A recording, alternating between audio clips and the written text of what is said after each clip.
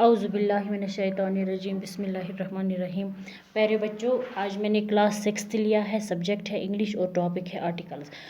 प्यारे बच्चों, हमने पिछले क्लास में पढ़ा था आर्टिकल्स। आर्टिकल्स की दो किस्में हैं, आप लोगों ने पढ़ा है, मैंने बिल्कुल अच्छी तरह से समझाया है आर्टिकल्स की। There are two types of articles, definite article and indefinite article.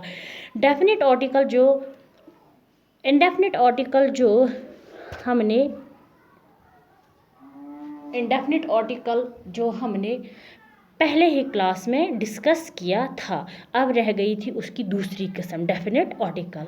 Definite article उसमें आता है द। बच्चों, लफ्ज़ द, वर्ड द। चलो देखते हैं ये डेफिनेट आर्टिकल हम कहाँ कहाँ इस्तेमाल करते हैं। बच्चों, बहुत सारे रूल्स हैं डेफिनेट आर्टिकल द के इस्तेमाल होने में। चलो हम कुछ रूल आज पढ़ लेते हैं, कुछ रूल्स आपको समझाते हैं कि डेफिनेट आर्टिकल द कैसे हम इस्तेमाल करेंगे। Rule number one, the is used which the definite article the is used with the holy books. For example, जब भी हम किसी भी होली बुक का नाम लिखते हैं तो उसके पहले, बुक के नाम से पहले हम डेफिनेट आर्टिकल द लगाते हैं। For example, the Quran. क्या हमने कभी लिखा है सिंपली कुरान? नहीं बच्चों, जब भी हमने कुरान का जिक्र, कुरान का नाम लिया है तो उसके साथ हमने डेफिनेट आर्टिकल द इस्तेमाल किया है। यानी हम जब भी लिखते हैं तो लिखते हैं द कुरान। क्या लिखते हैं बच्चों? कुरान। इसी तरह द ग्रंथ, जिसको हम गीता कहते हैं, उसके साथ भी हम द लगाते हैं, डेफिनेट आर्टिकल द अंजीर, द ज़बूर। ये किताबें हैं जो होली बुक्स, जिनका नाम हम लिखेंगे तो उनके साथ हम डेफिनेट आर्टिकल द का इस्तेमाल करते हैं। ये है रूल नंबर 1। क्या है बच्चों? रूल नंबर, जब भी कोई होली बुक का नाम लिख रहा हो तो उसके साथ क्या लिखोगे आप बच्चों? डेफिनेट आर्टिकल द उसके साथ इस्तेमाल करोगे। After that, the rule number second, the definite article the is used with all newspapers. जब भी हम किसी न्यूज़पेपर का नाम लिखेंगे तो उसके साथ हम क्या लगाएंगे? Definite article the. For example, the Greater Kashmir, मैं तो बहुत से न्यूज़पेपर्स का नाम ले सकती हूँ, लेकिन आप लोग कुछ चंद ही गिने चुने न्यूज़पेपर्स के नाम जानते हो। For example, the Greater Kashmir, the Times of India, the Kashmir उज़्मा।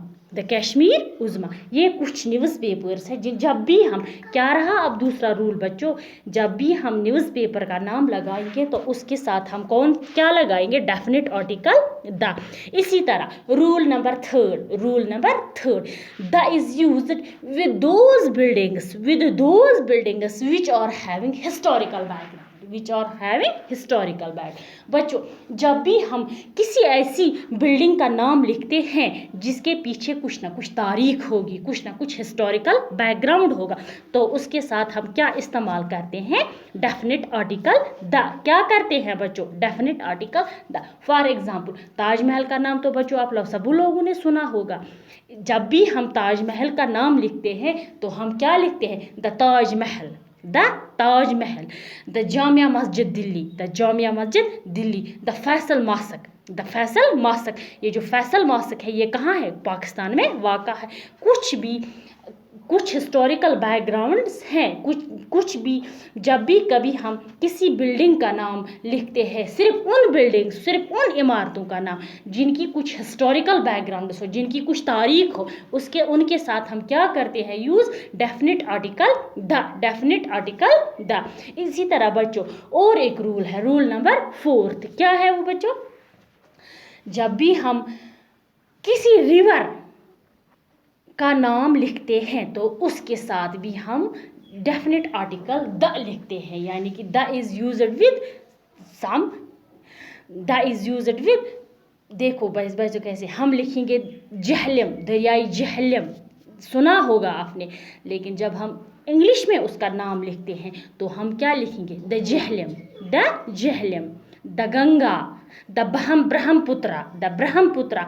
जब भी हम रिवर्स का नाम लिखते हैं तो उनके साथ हम डेफिनेट आर्टिकल द इस्तेमाल करेंगे। क्या करेंगे बच्चों? Definite article the. आज के लिए इतना ही, नेक्स्ट हम और रूल्स पढ़ेंगे।